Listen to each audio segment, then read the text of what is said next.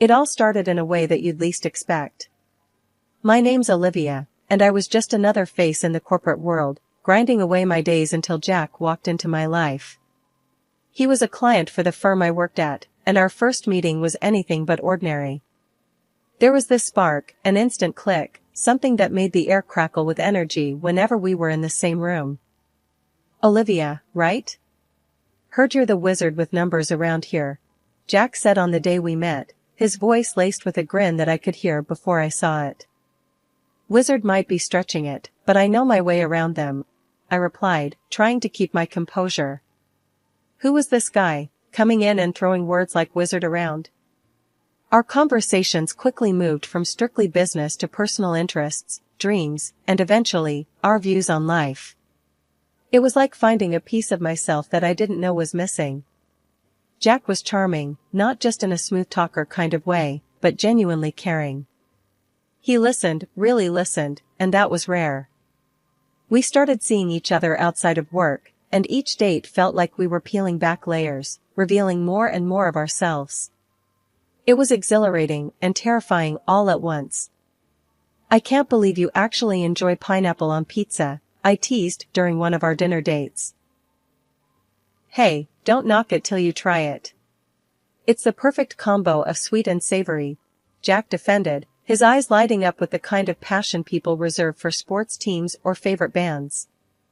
"That sounds like something only a madman would say," I shot back, laughter bubbling up from the pit of my stomach. Jack's laugh joined mine, filling the space around us with warmth. Those moments felt like we were in our little world, far away from the prying eyes and expectations of reality.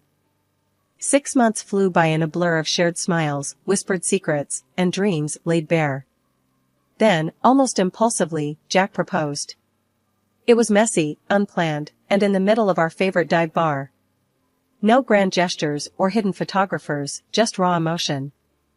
"Olivia, I know this isn't fancy. I don't have a ring yet, and we're surrounded by the smell of stale beer, but I can't imagine my life without you in it. Marry me?" His voice was steady, but his hands were shaking.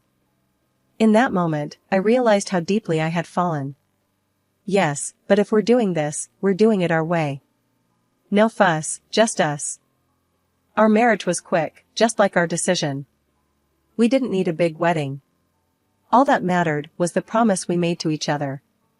We moved into Jack's place, a cozy little house that suddenly felt like home because we were together. Life with Jack was like living in a bubble, perfect and undisturbed, until Linda, his mom, decided it was her mission to burst it. Living next door, she had this uncanny timing of showing up right when we least expected or wanted her to. One lazy Sunday afternoon, as Jack and I were lounging on the couch, there was a knock on the door. Before we could even pretend we weren't home, Linda barged in like a hurricane on a mission. "Olivia, darling, how are you?"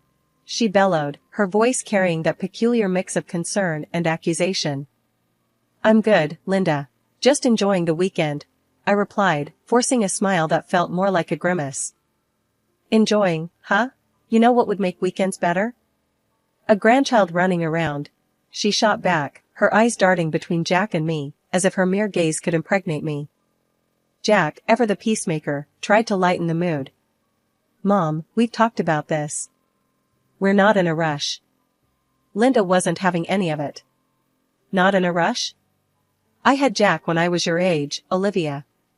The clock is ticking, you know." Her words hung in the air, a constant reminder of the pressure she was piling on us.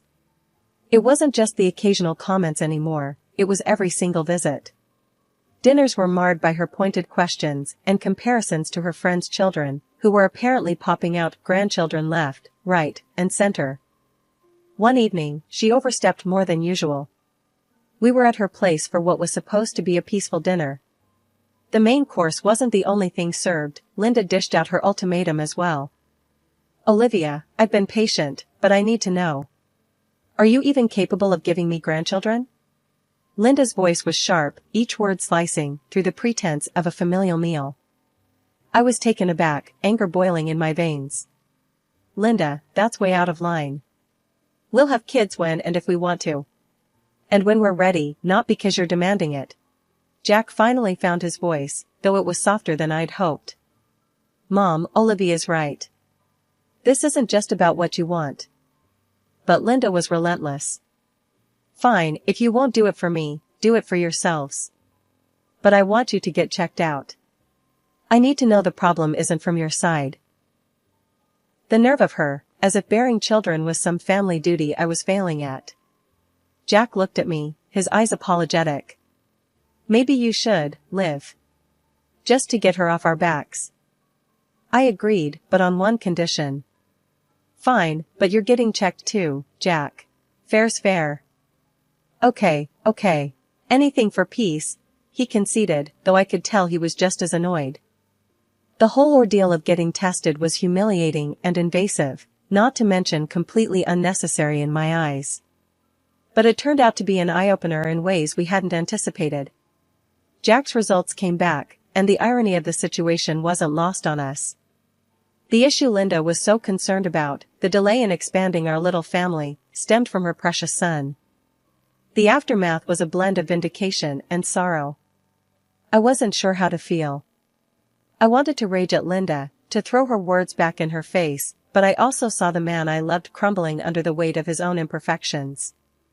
Linda's reaction was predictably unsupportive. Instead of rallying around her son, she doubled down on her blame game, pointing fingers at me for not being understanding enough, for not caring for Jack in his time of need.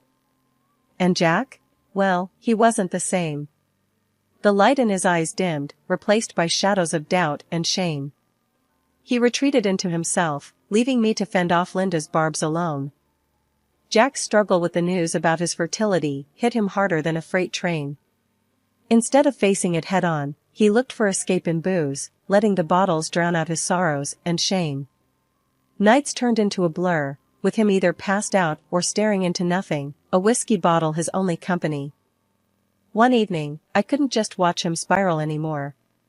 Jack, this ain't the way, you know.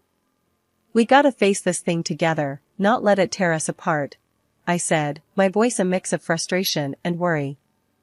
He just scoffed, the smell of alcohol heavy in his words. Face what, Olivia? That I'm a failure? That I can't give you kids? What's the damn point? It's not about that, Jack. It's about us, finding a way through. The doctors said it was unlikely, not impossible.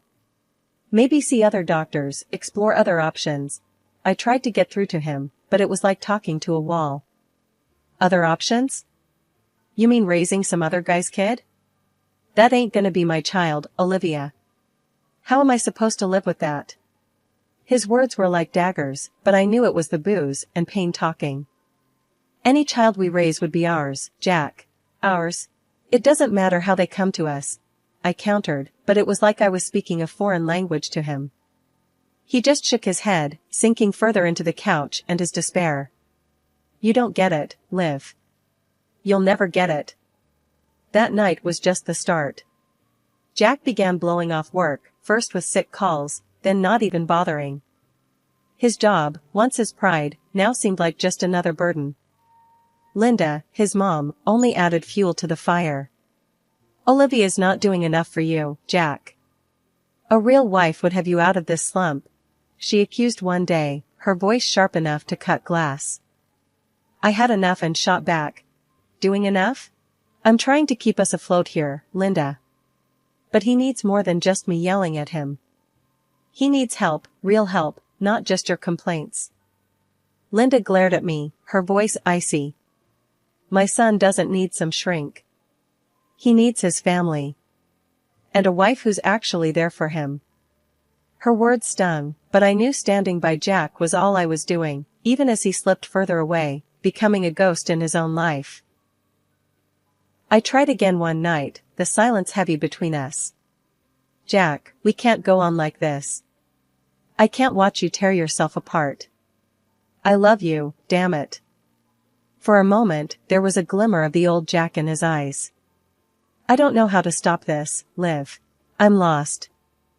It was a crack in his armor, but promises made in desperation are fragile. And as time went on, the depth of Jack's descent became painfully clear. The last straw was his job. They fired him for showing up drunk, if he showed up at all. After that, he just lay on the couch all day, a shell of the man I married. Whenever I tried to reach out, to pull him back, he'd just head to Linda's, seeking refuge in the one place that never seemed to help. Days blurred into each other, each one a repeat of the last, Jack on the couch, lost in his own misery, and me, juggling 2 jobs just to keep us afloat. It felt like we were stuck in a never-ending storm, with no way out. But then, something changed. It was a regular Thursday evening when I found out. I'd been feeling off for a while, sick in the mornings, and just not myself. On a whim, I picked up a pregnancy test. I remember standing in our cramped bathroom, waiting for the result, my heart hammering in my chest. When the positive sign showed up, I couldn't believe it. I was pregnant. I remember the moment I decided to tell Jack. He was on the couch, staring off into nothing, a half-empty bottle of beer in his hand. My heart was hammering in my chest, but I had this crazy hope that maybe, just maybe, this news would snap him out of whatever hole he'd fallen into. "Jack, I have something to tell you." I'm pregnant," I said, the words feeling both heavy and light at the same time. Jack's reaction was nothing like I'd hoped. He looked at me like I'd slapped him. "Pregnant? How the hell is that possible? You know what the doctor said about me." I tried to keep my voice steady, to explain the situation calmly. "Jack, the doctor said it was unlikely, not impossible. This baby is ours." But Jack wasn't having any of it. He got up, his anger palpable. "Ours? Don't give me that crap, Olivia. You've been cheating on me, haven't you? That's the only way this makes sense." Before I could even process what he was saying, Linda barged in, her timing as impeccable as ever. "What's all this shouting about?" she demanded. Jack was quick to fill her in, his words twisted by bitterness. "Olivia's pregnant. Claims it's mine, but we both know that's a lie." Linda turned on me, her eyes flashing with accusation. "You ungrateful little. After everything we've done for you, you go and betray my son like this?" I couldn't believe what I was hearing. Betray him? "Linda, I've been here, trying to make things work, even when Jack gave up. This baby is his, whether you like it or not." The argument spiraled from there, with both of them hurling accusations and demands. Linda, in her infinite wisdom, decided I should leave. "Get out of this house, Olivia. We don't need a liar and a cheat under this roof." I was so tired of the fighting, the accusations, the endless cycle of despair. So, I agreed. "Fine. I'll go. But not for you. For this baby, who deserves better than this mess." Jack didn't stop me. He didn't say a word as I walked out the door, my heart heavy, but my resolve strong. This baby was my glimmer of hope, and I was going to do everything in my power to protect it, to give it the life it deserved. Away from all the chaos, away from a love that had turned so toxic it was unrecognizable. Starting over wasn't easy, not by a long shot. There I was, pregnant, alone, and frankly, a bit scared. But there was this fire in me, too, a determination to make things right for the little one growing inside me. I moved into a small, cozy apartment. It wasn't much, but it was ours, mine and the baby's. I picked up extra shifts at work, anything to make sure we'd have what we needed. Nights were the hardest, though. It was just me and my thoughts, and sometimes, the silence was too loud. One evening, after a long day at work, I sat on the worn-out sofa, rubbing my belly, talking to the baby. "It's just you and me, kiddo. But we're gonna make it, you'll see. I'm gonna make sure of it." That's when the phone rang. It was my sister, Lucy. She'd been my rock through all of this. "Hey, Liv. How are you holding up?" Lucy's voice was always a balm, soothing and warm. "We're hanging in there. Some days are better than others," I admitted, not wanting to worry her too much. "Listen, Liv, you're not alone in this. Remember that. If you need anything, a break, someone to talk to, or just a night off from cooking, you call me, okay?" Her words meant the world to me. "Thanks, Luce. I really appreciate it." We talked a bit more about nothing in particular. Lucy always had a way of making me laugh, even when I felt like crying. After hanging up, I felt a little lighter, a bit more ready to face the world. As the weeks turned into months, I got to know every inch of that little apartment. I decorated a corner for the baby, putting together a makeshift nursery. It wasn't much, but it was filled with love. As my due date approached, I felt a mix of excitement and nerves. I was about to meet my baby, to start this new chapter for Real. And even though I was doing it on my own, I knew we'd be okay. Life as a single mom had its set of challenges, but me and my little boy, Max, we were doing all right. He was growing up fast, all smiles and curiosity, making all the tough times worth it. Then, one day, life decided to throw us another curveball. I was at the park with Max, pushing him on the swings, when I ran into a face from the past, Tina, an old friend of Jack's. Her expression was a mix of surprise and something else, maybe pity, when she saw us. "Olivia? Wow, it's been ages. How are you holding up?" Her voice was cautious, like she was walking on eggshells. "We're managing, thanks. Max keeps me on my toes," I said, trying to keep the conversation light. "Yeah, I heard about, well, everything. I'm sorry, Olivia." For what it's worth, Jack's been going through a rough patch, too. Tina's attempt at being diplomatic was awkward at best. "Oh?" I prompted, not sure I wanted to know but asking anyway. "He got married again. Had another kid, but things didn't go well. There were problems with the baby. He was born, not quite healthy. And then Jack got into trouble for not paying support. It's a mess." Tina's words tumbled out in a rush. Hearing about Jack's troubles stirred up a storm of emotions in me. Part of me felt vindicated, seeing him face consequences for once. But there was no joy in it, especially hearing about another child caught in the middle of his mess. "Life has a way of catching up with you, I guess," I said, my voice neutral.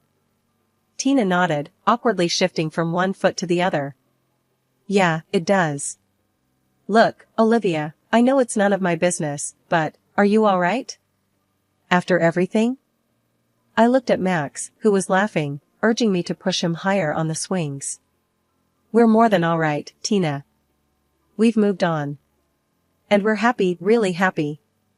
That night, as I tucked Max into bed, I thought about Jack and his other child. My heart ached for that little one, caught in a situation they didn't choose. I whispered a silent prayer for them, hoping they'd find some peace amidst the chaos. Life with Max was a whirlwind of school runs, soccer games, and endless questions. He was my little man, growing up too fast, and I was doing my best to keep up. Our routine was hectic but happy, until one day, a blast from the past turned our world upside down. It was just another day, me and Max doing our usual grocery run, when out of nowhere, Linda, my ex-mother-in-law, shows up. It was like bumping into a ghost from a past life I'd worked hard to forget. As soon as she saw us, her eyes lit up, especially when they landed on Max. Without a second thought, she swooped in, trying to hug him.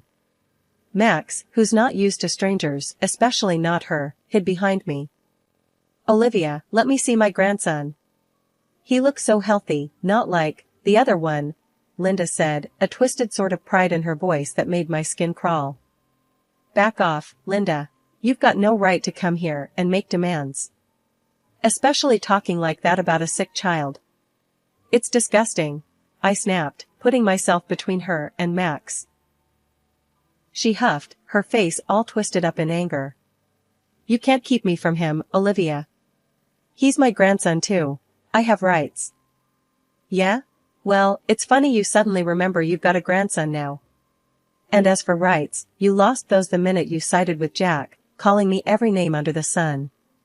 Forget it. You're not coming anywhere near Max," I shot back, every word laced with years of pent-up frustration. We left her standing there, fuming. But it didn't end at the store. Later that day, she called, her voice all sweet and poisonous at the same time. "Olivia, you're making a mistake. I'll sue if I have to. I want to see my grandson," Linda threatened, thinking she could bully me into submission. I held the phone away from my ear for a moment, taking a deep breath to steady myself. You really want to go down that road, Linda? Because if we end up in court, I'll make sure everyone knows the kind of person you really are. How you treated me, how you talk about your other grandchild. You think a judge will look kindly on that? There was silence on the line for a few beats, and I could almost hear the gears turning in her head. You wouldn't dare, she finally hissed. Try me, Linda. I've kept my mouth shut for too long. But I'm done playing nice. Max and we're doing just fine without you. So, you go ahead and try your luck in court. We'll see how far it gets you. After a moment, she hung up, and that was the last I heard from her. I wasn't sure if she believed I'd follow through or if the thought of her dirty laundry being aired in public was too much for her. Either way, Max and I were left in peace. As I tucked him into bed that night, I thought about how far we'd come and how much we'd overcome. Everything's gonna be alright, buddy, I whispered, more to myself than to him. That night, I realized no matter what came our way, we'd face it together, just like we always had. And no one, not even Linda with her threats and bitterness, could take that away from us. Life after Linda's threat had been strangely peaceful. I'd braced for a storm that never came, and in its absence, Max and I found our rhythm again. That peace was shattered when Jack showed up out of the blue. It had been years since I last saw him, and here he was, standing at my door, looking worn and tired. Olivia, can we talk? Jack's voice was low, hesitant. I hesitated, my hand on the door, ready to close it on him and this part of my past.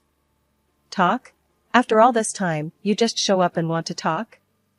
I know I've got no right to ask anything of you. But I've been through a lot, and I've changed, Olivia. I need help, he said, a hint of desperation creeping into his voice. Changed? You think saying you've changed is enough? You walked away, Jack. You chose that path, not me. Max and we'd built a life without you. Why should I let you back into it? Jack looked down, unable to meet my gaze. I'm not asking to come back like nothing happened. I don't know where else to go. I looked at him, really looked at him, and saw the shell of the man I once loved. It would have been easy to feel pity, to open the door and let him back in. But life had taught me better. Jack, you need to understand something. It's not just about me anymore. There's Max to think about. And I won't let anyone hurt him or disrupt the life we have. You say you've changed, but I can't just take your word for it. You need to prove it, not for me, but for yourself. Jack nodded, a semblance of understanding dawning in his eyes. I get it, Olivia. I really do.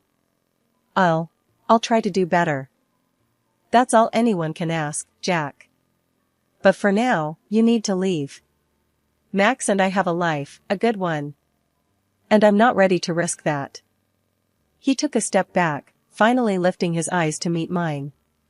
I understand. Take care of Max, Olivia. He deserves the best. I will, Jack. I always have. Closing the door on Jack was like closing a chapter of my life I never thought I'd revisit. It was hard, but in that moment, I knew I'd made the right decision. Later, as I watched Max play in the backyard, the late afternoon sun casting long shadows over the lawn, I realized how far we'd come. We'd faced down ghosts from our past and stood our ground, stronger and more united than ever. Mom, look. Max called, waving at me from his makeshift fort.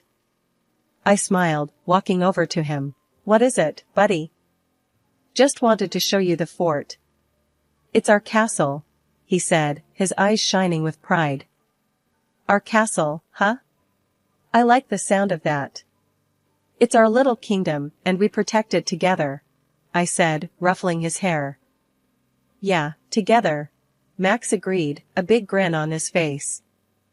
As the sun set, painting the sky in hues of orange and pink, I knew that no matter what the future held, we'd face it head-on, as a team.